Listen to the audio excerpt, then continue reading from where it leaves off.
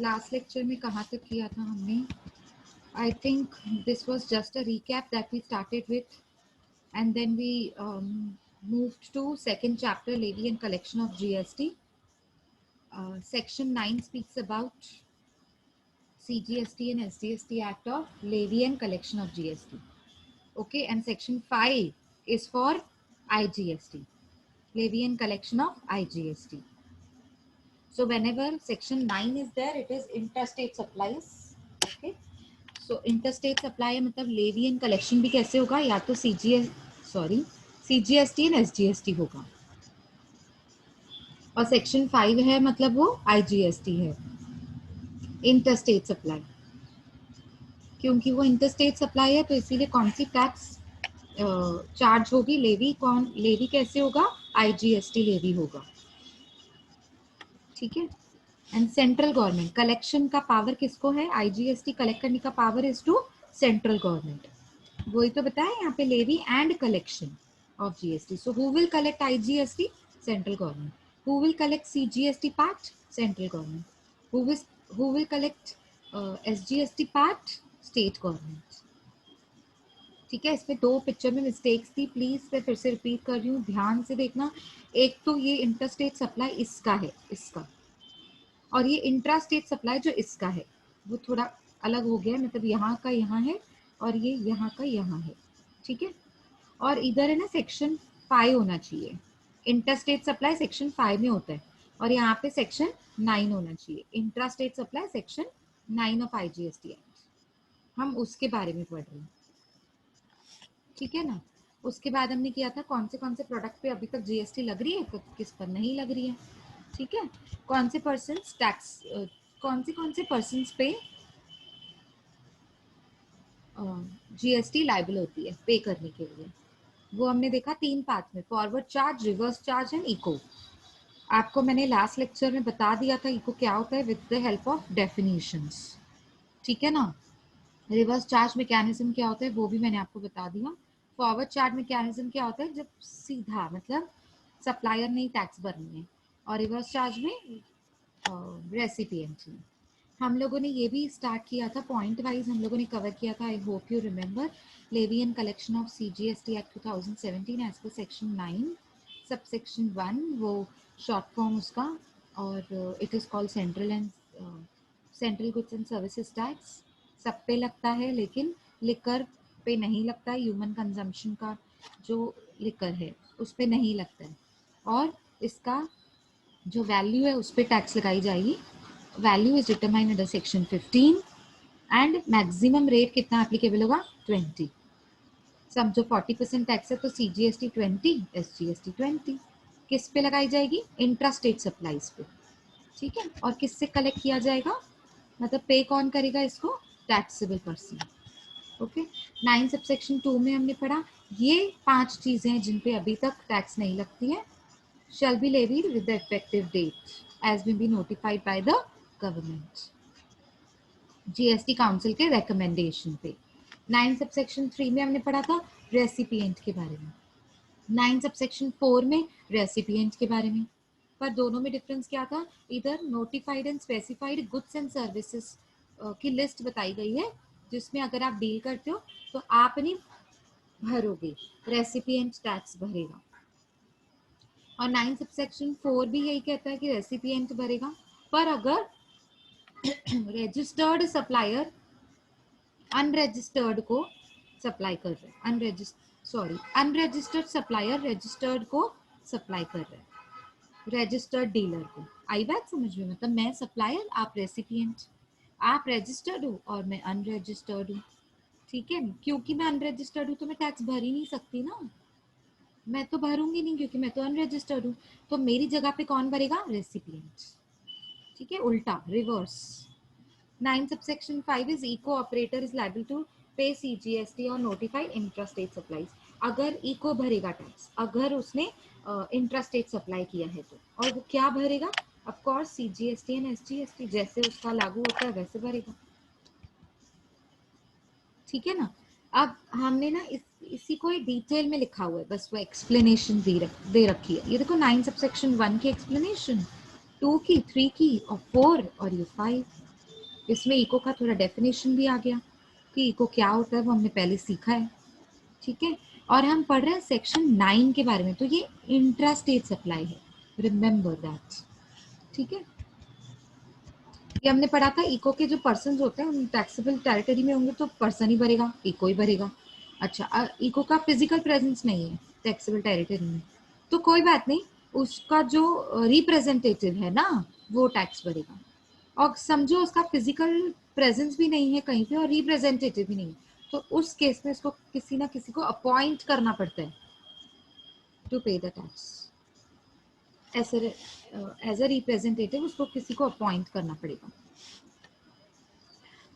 जो हमने सेक्शन 9 में पढ़ा बिल्कुल exactly with exact same words हम पढ़ रहे हैं। हमने पढ़ा था सेक्शन 5 में।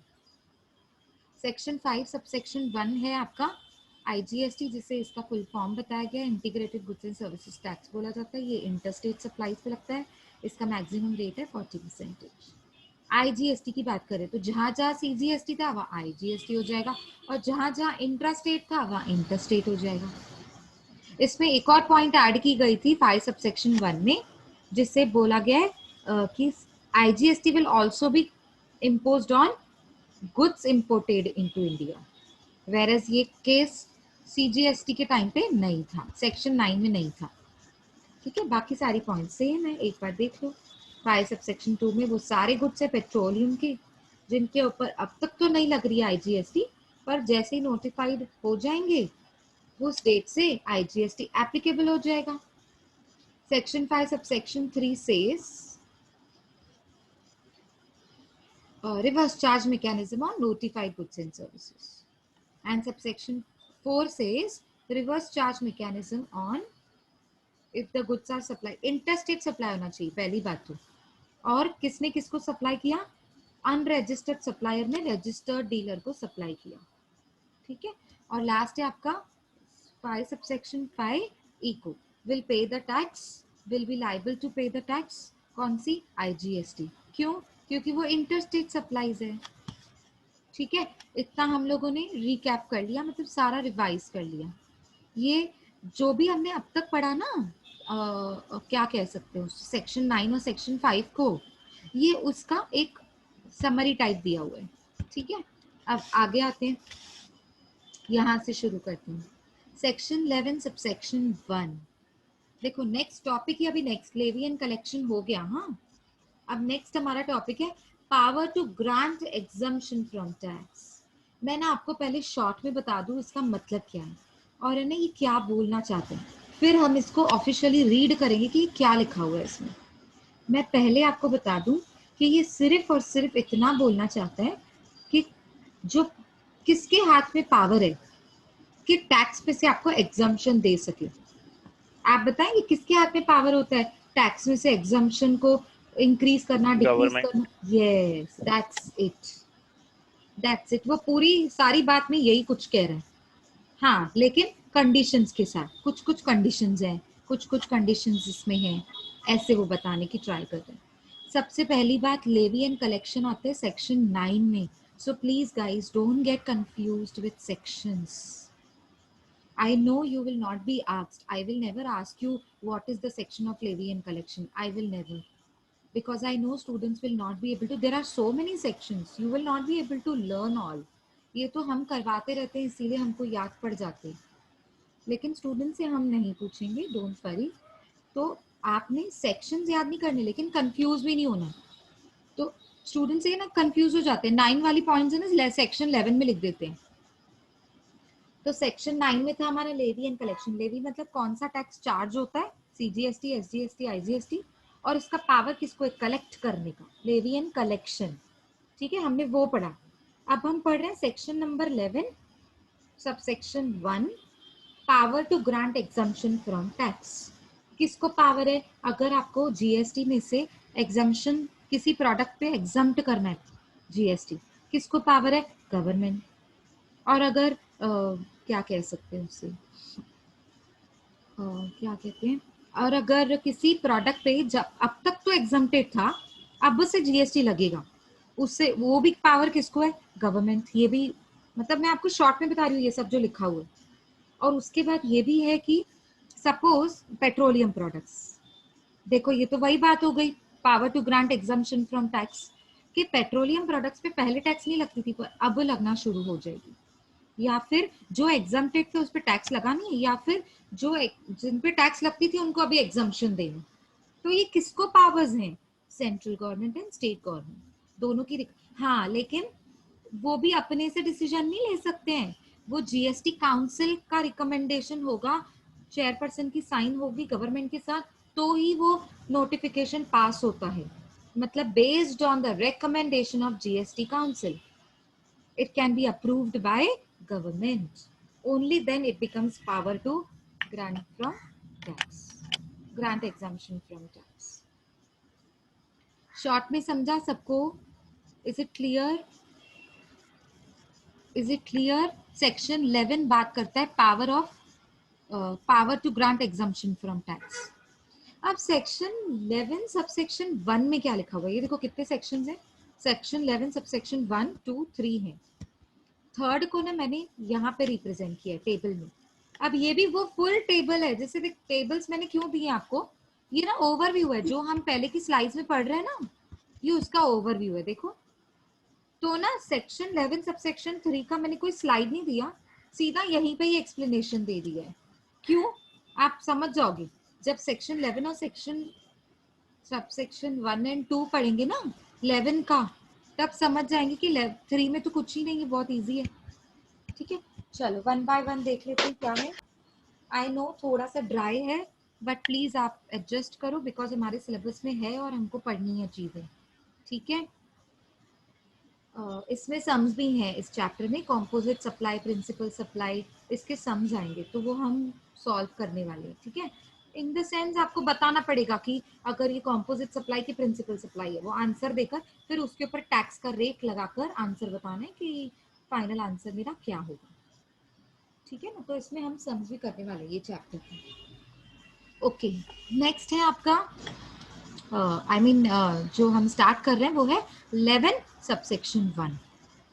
क्या कहता है वो? 11 सबसेक्शन 1 है CGST act 2017 provide the powers, ये पावर्स देता है, फ्लेक्सिबिलिटी देता है गवर्नमेंट को टू ग्रांट द एग्जम्पशंस, कि गवर्नमेंट को किसी भी टाइम पे लगेगा कि इसमें से हमको एग्जम्पशंस देने हैं, ये प्रोडक्ट पे ऊपर जीएसटी नहीं लगना चाहिए। Based on the recommendation of the council government has the powers. GST council का रिकमेंडेशन सजेशन इंपॉर्टेंट है, उसके बिना काम नहीं चलेगा। ठीक है ना, तो नेक्स्ट है अभी आपका इसी में 11 सबसेक्शन 1 में देखो क्या लिखा हुआ है, where the government is satisfied, जब गवर्नमेंट को लगेगा that it is necessary in the public interest.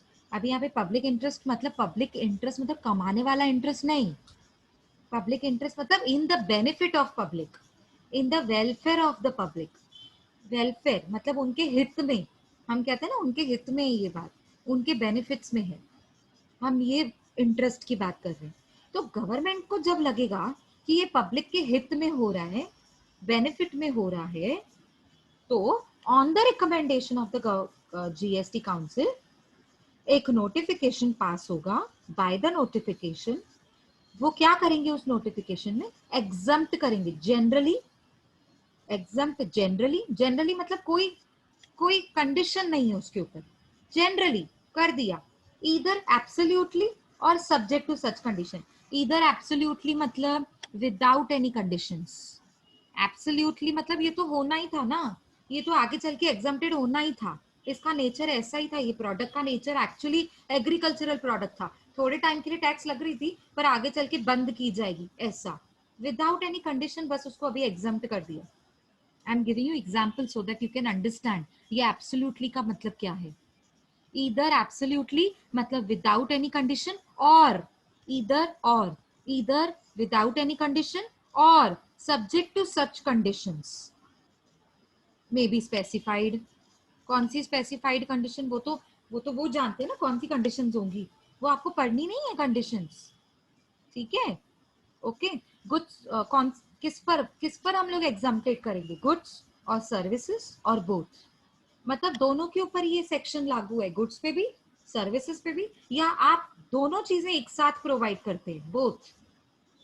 Of any specified description, कोई भी ऐसा प्रोडक्ट जो उसके ऊपर अब तक टैक्स लग रही थी, स्पेसिफाइड था, लेकिन अब उसके ऊपर टैक्स नहीं लगेगी, एग्जम्प्टेड हो गया फ्रॉम द होल, या तो पूरा एग्जम्प्टेड हो गया, फ्रॉम द होल मतलब 100% एग्जम्प्टेड, और any part of the taxes leviable thereon, या तो फिर अभी से उसके ऊपर थोड़ी सी टैक्स लगेगी, मतलब पहले लगती थी, ये देखो अभी हुआ भी, आपको पता है बहुत सारे प्रोडक्ट्स थे जिनके ऊपर 28% टैक्स लगती थी और अभी उसको 18% पे लाया गया, पता है आपको ये? तो ये वही तो है, सेक्शन 11 सबसेक्शन 1 की तो बात हो गई, या मैम तो लेकिन मोबाइल इलेक्ट्रॉनिक्स पे बढ़ा दिए ना जीएसटी हाँ परसेंट। वही तो कह रही हूँ, वही तो कह रही हूँ, वो भी तो गवर्नमेंट का ही पावर है ना, वही चीज समझा रही हूँ, या तो पूरी टैक्स निकल जाएगी या तो कम हो जाएगी। तो ये तो बात कर रहा है एग्जम्पशन की, जो बात चल रही है ना, ये बात चल रही है एग्जम्पशन की, मतलब पहले जिन पे लगती थी और अब हम उनको एग्जम्प्ट कर रहे हैं। जनरली जब मैंने स्टार्ट किया तो मैंने आपको ये बताया कि गवर्नमेंट को पावर्स होते हैं एग्जम्प्ट करने के और उनके ऊपर टैक्स लगाने के, वो तो मैंने जनरल बताया। 11 सबसेक्शन 1 क्या बोलता है वो मैं बता रही हूँ एग्जम्पशन के लिए। आई बात समझ में? डाउट क्लियर हुआ? हम एग्जम्पशन की बात करें, मतलब पहले टैक्स लगती थी अब नहीं लगेगी या कम हो जाएगी, तो वही तो वो कह रहा है, from the whole part of tax और any part of the tax leviable thereon, उस दिन से जिस दिन से स्पेसिफाइड नोटिफिकेशन आ जाएगा। Is it clear? ओके, सो ये समझा सबको? ये क्लियर है? ये पूरा फिर से एक्सप्लेन करूं चाहिए तो? सिंपल पॉइंट्स लिखी हुई हैं, बस इतना कह रहे हैं कि गवर्नमेंट को पावर है और जब गवर्नमेंट को लगेगा कि ये पब्लिक के इंटरेस्ट में है, बेनिफिट में है, तो जीएसटी की रिकमेंडेशन, जीएसटी काउंसिल की रिकमेंडेशन के साथ नोटिफिकेशन निकाला जाएगा, या तो कंडीशंस के साथ या तो बिना किसी कंडीशंस के, कि क्या निकाला जाएगा, नोटिफिकेशन क्या निकाला जाएगा कि इस दिन से, इस डेट से particular specified goods and services पे या फिर दोनों पे या तो पूरी टैक्स हट गई, जीरो हो गया, या तो थोड़ी सी टैक्स कम हो गई। ठीक है, बस यही लिखा हुआ है जो मैंने अभी कहा। आप एक एक सेंटेंस को पकड़ के रीड करेंगे ना, बिल्कुल समझ में आएगा। अभी मैंने वो ही किया, एक एक वर्ड को लेके समझाया और वैसे ही एक्सप्लेनेशन दिया। ठीक है, आगे बढ़ते हैं, डाउट होगा तो प्लीज मुझे स्टॉप कर देना। अब उसकी एक्सप्लेनेशन दे रखी है, वेरी इंपॉर्टेंट, बड़े ध्यान से सुनेंगे। The relevant points under section 11 subsection 1, मतलब ऊपर जो लिखा हुआ था ना उसकी स्टेटमेंट वाइज लिखा हुआ था, अब वो पॉइंट वाइज क्या समझा रहे देखते हैं। अबाउट द गवर्नमेंट्स पावर, किसको पावर है? गवर्नमेंट को। किस लिए पावर दिया गया? To grant the exemption. अच्छा कैसे? A B C D F G, ये कुछ पॉइंट्स दी हुई है, चलो देखो। पहला, सेंट्रल और state government has power to reduce GST रे, रिड्यूस एग्जम्पशन मतलब या तो कम कर देना या तो हटा देना, 0% कर देना। तो सेंट्रल और स्टेट गवर्नमेंट आपको पावर दे, उनके हाथ में ये पावर है कि जीएसटी के रेट्स को रिड्यूस कर सकते हैं बाय इशूइंग एग्जम्पशन नोटिफिकेशन। वो ऐसा नोटिफिकेशन निकालेंगे जिसमें लिखा हुआ रहेगा कि ये प्रोडक्ट के ऊपर पहले इतनी टैक्स लगती थी और अब नहीं लगेगी या कम लगेगी। ये बात तो समझ गए? ठीक है, the exemption should be in the public interest, ये भी समझ गए। पावर किसको है? गवर्नमेंट को, लेकिन नोटिफिकेशन निकालना पड़ेगा उनको भी, सबको इन्फॉर्म करना पड़ेगा। ठीक है, दूसरी point, it should be in the interest of public, benefit, it should be beneficial to the public, ये वो बोल रहे हैं। द थर्ड पॉइंट क्या बोल रहा है? The exemption notification can be issued only, only word is very important, it can be done, it can be issued only based on the recommendation of GST council. अगर GST council ने recommendation नहीं दिया, sign नहीं किया notification पे, तो उसको government भी इशू नहीं कर सकती है। The exemption can either be absolute, absolute मतलब अनकंडीशनल, कोई कंडीशन अटैच नहीं होगी उसके साथ, और या तो फिर और सब्जेक्ट टू सर्टन कंडीशंस, कुछ कंडीशंस के साथ अटैच होगा कि अगर आपने यहां से यहां तक डीलिंग किया ना तो ही टैक्स का रेट कम लगेगा, अगर यहां से यहां तक डीलिंग किया तो टैक्स रेट कम नहीं होगा। ये मैं आपको एग्जाम्पल दे रही हूँ समझाने के लिए कि कंडीशन क्या डाल सकते हैं, एक एग्जाम्पल बताया मैंने आपको, ठीक है ना, समझ में आया। चलो आगे देखो, the exemptions can be in respect of goods and services और both of any specified description. समझो एक स्पेसिफाइड प्रोडक्ट डिस्क्रिप्शन के साथ दे दिया कि अगर ऐसा प्रोडक्ट है ना, उसकी डिस्क्रिप्शन बता देंगे, इंग्रेडिएंट्स बता देंगे और उसकी बात, उसके नेचर, उसकी कैरेक्टरिस्टिक्स बता देंगे। अगर ऐसा प्रोडक्ट है, अगर ऐसी सर्विस है या दोनों है, इसमें एग्जम्पशन दिया जा रहा है, बाकी किसी में नहीं, ठीक है। Next, the exemption can be from whole, या तो पूरा प्रोडक्ट पे एग्जम्पशन मिलेगा या तो उसके पार्ट पे, मतलब या तो आधी टैक्स कम होगी, थोड़ी सी टैक्स कम होगी, या तो पूरी टैक्स कम हो जाएगी। The exemption notification becomes effective, कभी एग्जम्पशन इफेक्टिव होगा, मतलब जो नया एग्जम्पशन आया, जो नया रिडक्शन आया टैक्सेस के रेट्स में, वो कब से इफेक्टिव होगा, फ्रॉम दैट डेट, जब से ये नोटिफिकेशन इशू होता है, जब गवर्नमेंट ने ये नोटिफिकेशन इशू किया ना, उस दिन से, उस डेट से एप्लीकेबल होता है। आई बात समझ में? ये तो बहुत क्लियरली बता रहा है, इसके बाद तो आपको डाउट ही नहीं होना चाहिए। है कुछ डाउट? आगे बढ़े, डाउट है तो पूछो, otherwise let's go to the next slide. At least chat box में लिखो, हाउ वुड आई अंडरस्टैंड, कुछ तो रिस्पॉन्स दो guys, are you there? Yes, समझ में आ रहा है? Yes, okay, good good good. चलो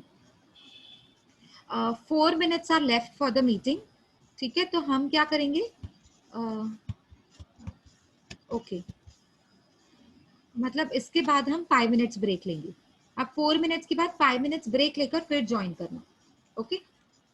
चलो देखो, सेक्शन 11 सब सेक्शन 2 क्या बोलता है, it says again power to grant examination of course, but उस मतलब सेक्शन 11 और 11 सबसेक्शन 1 और 11 सबसेक्शन 2 में डिफरेंस क्या है देखते हैं। Where the government is satisfied, सारे पॉइंट सेम, देखो एग्जैक्टली वर्ड्स भी सेम है।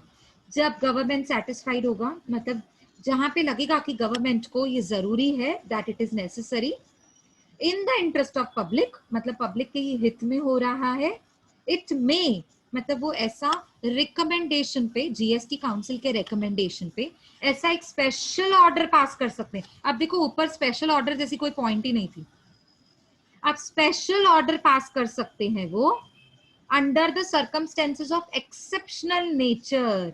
वो नीचे बताया है, रुको मैं बताती हूँ एक्सेप्शनल नेचर क्या होता है। जैसे किसी एरिया में अर्थक्वेक आ गया, कोई एरिया में सुनामी आ गया, तो ऐसे एरिया में टैक्स नहीं लगेगी, बाकी सब जगह लगेगी।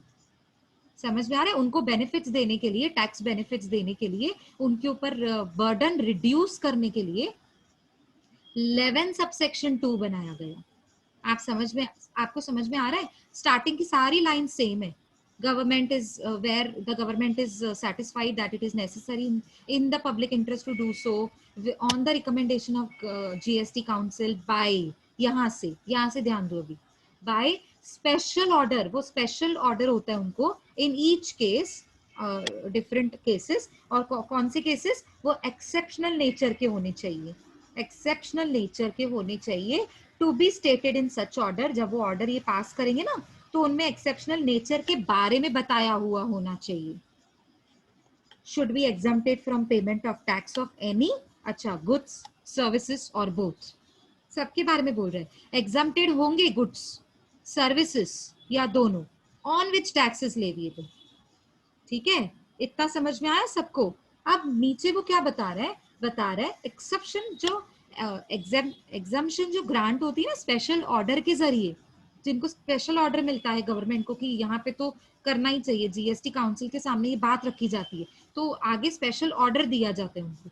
ऑर्डर मतलब वैसा ऑर्डर नहीं कमांड वाला, but special order put up किया जाता है राइटिंग में टू ऑल द एसएससीज रजिस्टर्ड इन वन स्टेट, जो कि एक स्टेट में है, ठीक है, payment from GST by any reason, उनको उनको बेचारों को एग्जम्पशन देंगे, ठीक है, छुट्टी दे देंगे टैक्स से from the payment of GST by reasons of earthquake और may be tsunami affected area, लेकिन ये ध्यान रखना है कि वो अफेक्टेड एरिया होना चाहिए, ठीक है। Such special order can be issued only in exceptional nature to be stated in such order.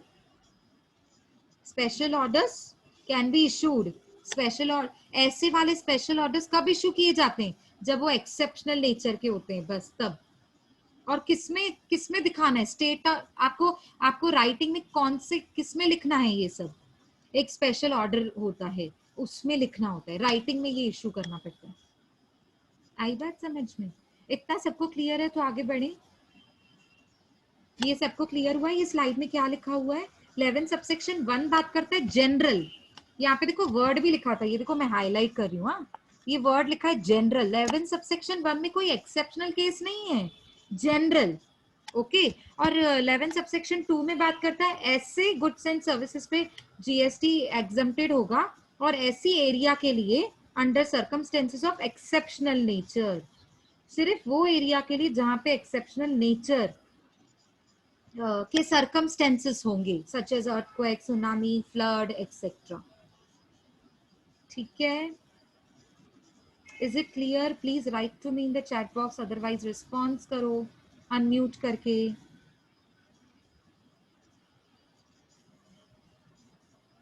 Okay तो अभी हमें ना 1 मिनट दिखा रहा है मुझे, हम लोग लेस देन 1 मिनट, हम लोग 5 मिनट्स की ब्रेक लेंगे फिर ज्वाइन करेंगे, ठीक है। हाँ 5 बोलेंगे तो 10 हो जाएगा ना